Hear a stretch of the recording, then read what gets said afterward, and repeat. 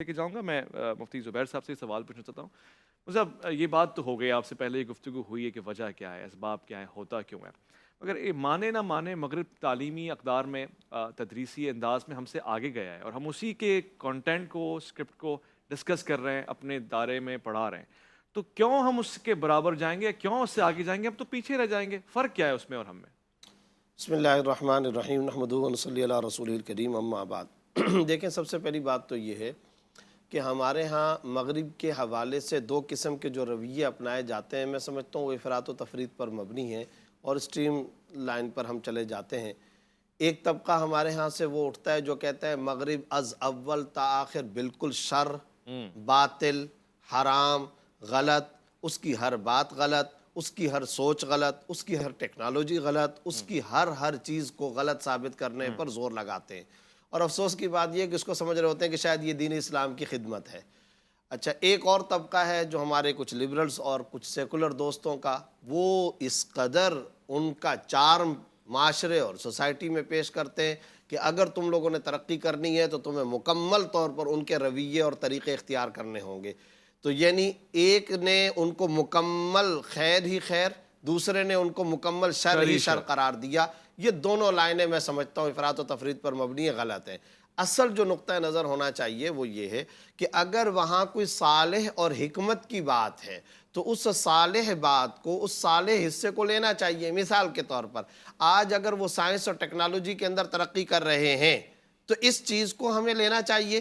اور میں سمجھتا ہوں یہ انسانیت کا مشترکہ ورثہ ہے. آج اگر ویسٹ کے لوگوں کے پاس یہ چیز آئی ہے تو ایک زمانہ تھا کہ ہم اس کے بانی مبانی تھے، ایک زمانہ تھا کہ ہم سے یہ ساری چیزیں شروع ہوئی تھیں اور اس کی ایک طویل ترین فہرست سے اس مختصر پروگرام میں اس کا وقت نہیں ہے کہ ہم ان تمام کے تمام سائنسدانوں کے نام بتائیں. فلکیات میں کس نے اپنا کردار پیش کیا، بھاپ میں کس نے پیش کیا، میڈیسن میں کس نے پیش کیا، کھانے پینے کی مشروبات، کافی، چائے، ترکی، اس طرح آپ کے کیمرے میں جی یہ کس نے پیش کیا، ہم اس کی طویل فہرست کے اندر نہیں جاتے. تو درمیان کا راستہ نمبر ایک یہ ہے. نمبر دو بات یہ ہے، مغرب کا پورا نظام دراصل دو چیزوں پر مبنی ہے.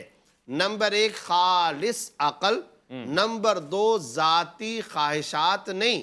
اگر خواہشات ہوتی تو بھی خیر تھی، ذاتی شہوات پر مبنی. یہ دو چیزیں ہیں، شہوت پر مبنی اور عقل پر مبنی. اب آپ عقل کے حوالے سے دیکھ لیں، ہمارے استاد محترم مفتی محمد تقی عثمانی صاحب مدظ العلوم نے خود یہ ایک حوالہ لکھا ہے. ایک بہت بڑے ویسٹ کے مغربی مفکر کا.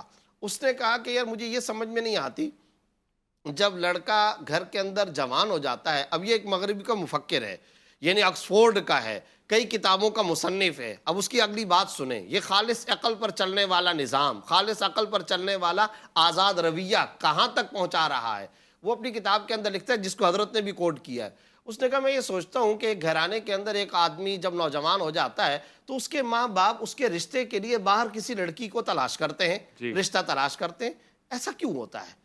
اب وہ جس کو تلاش کر رہے ہیں اس کو یہ بھی پتہ نہیں کہ اس نوجوان کو کلر کون سا پسند ہے، کھانا کون سا پسند ہے، عادتیں کون سی ہیں، سوتا کب ہے، اٹھتا کب ہے، کس بات پر غصہ آتا ہے، کس بات پر خوش ہوتا ہے. اس باہر والی اجنبی اسٹرینجر وومین، ایک اسٹرینجر لڑکی کو، اجنبی خاتون کو ان باتوں کو کچھ پتہ نہیں ہے، جبکہ اسی گھر میں اس کی اپنی بہن موجود ہے.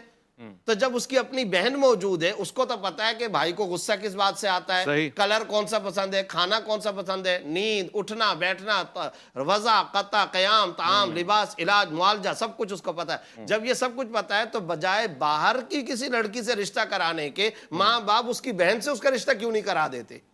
یہ مغرب کا مفکر اپنی کتاب میں لکھ رہا ہے، جس کو حضرت کوٹ کر رہے ہیں. اب آپ بتائیے یہ بات کس وجہ سے پیدا ہوئی؟ خالص عقل کے اعتبار سے اگر دیکھیں تو شاید اس کے دلائل کے اندر آپ کو کچھ وزن بھی لگ رہا ہوگا. یہ خالص عقل کی بات کر رہا ہوں. لیکن کیا ہماری اقدار، اسلامی اقدار، وحی پر مبنی تعلیمات اس کا تصور بھی پیدا کر سکتی ہیں؟ ہرگز نہیں، اس کا تصور بھی نہیں ہو سکتا. آج میری سوسائٹی اور معاشرے کا بھائی اویس ربانی صاحب، لبرل سے لبرل، سیکولر سے سیکولر بھی اگر کوئی آدمی ہو جو شاید عید کی نماز بھی نہ پڑھتا ہو، نام کا مسلمان ہو، مردم شماری کے رجسٹر کا مسلمان ہو، مذہب کے خانے کا مسلمان ہو، اس کا اسلامی تعلیمات و اقدار سے کسی قسم کا کوئی لینا دینا بھی تعلق نہ ہو، مجھے بتائیے کیا وہ اس بات کو پسند کرے گا؟ تصور بھی کر سکتا ہے کہ میں اپنی بہن سے اس طرح کا رشتہ قائم کروں؟ لوں یا میں اپنی بہن سے نکاح Possible ہی نہیں ہے. تصور بھی افسوس، نہیں ہے. افسوس. تو اس سے یہ پتا چلا کہ وہ چلتے ہیں خالص عقل پر, ہم چلتے ہیں وحی کی بنیاد پر. دوسرے نمبر پر میں نے ایک لفظ استعمال کیا تھا, خواہشات پر مبنی نظام مغربیت ہوتا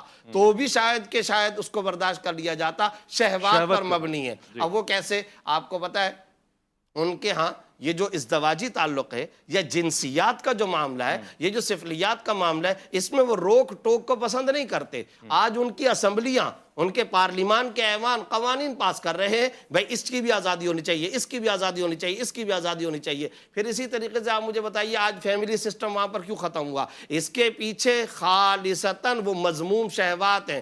کیوں؟ بوڑھے والد کی نجاست اٹھانا. ٹھیک ہے, یہ انسانی طبیعت کی میل تو نہیں کھاتی نا. انسان تو نہیں چاہتا کہ میں اپنی بوڑھی اماں کے پیر دباؤں, انسان تو نہیں چاہتا میں اپنے دادا جان کی خدمت کروں, اپنے نانا جان کی خدمت کروں, اپنی بوڑھی بزرگ پھوپھی کے ہاتھ چوموں. انسان کی طبیعت تو یہ نہیں ہے, فطرت تو نہیں ہے. روحانیت نے, اسلام نے, مغربی کے نظام کے خلاف آسمانی نظام نے تو ہم کو یہ اقدار دی ہیں, یہ سوسائٹی, یہ مزاج و مذاق دیا ہے, مگر شہوت پر مبنی یہ ساری کی ساری چیزیں نہیں آ سکتی. یہی وجہ ہے کہ آج مغرب کا فیملی سسٹم تباہ ہے, آج مغرب کا خاندانی سسٹم تباہ ہے. چنانچہ صورتحال کیا ہے, عید پر وہ بلاتے ہی رہ جاتے ہیں ان کے ماں باپ, پیسے ادا کیے جاتے ہیں مسکراہٹ کے بدلے کے اندر, قیمت پے کی جاتی ہے. اور بہت زیادہ اگر کوئی وفادار بیٹا ہوگا تو وہ وفادار بیٹا یہ کہے گا, ہاں اب میرے بوڑھے باپ کو تم دفنا بھی دو, میرے اکاؤنٹ کو آپ یہاں سے ڈائریکٹ کر دینا, وہاں پر پھولوں کا گلدستہ قبر پہ چڑھا دینا, میرے پاس آنے کا ٹائم نہیں ہے. یہ ہے زمین و آسمان کا, یہ زوال ہے اور یہ انسانی اقدار کا زوال ہے. مفتی صاحب سے اتفاق کرتے ہوئے ایک نقطہ میں نے کہیں دیکھا ہے کہ اس میں کچھ تبدیلی بھی ہے یا پھر میری سمجھ کے لیے ہے. ڈاکٹر صاحب نے بتایا افرائیت من اتخذ الہہ ہواہ, وہ خواہش ہے یا پھر وہ بھی شہوات کے اوپر مبنی ہے.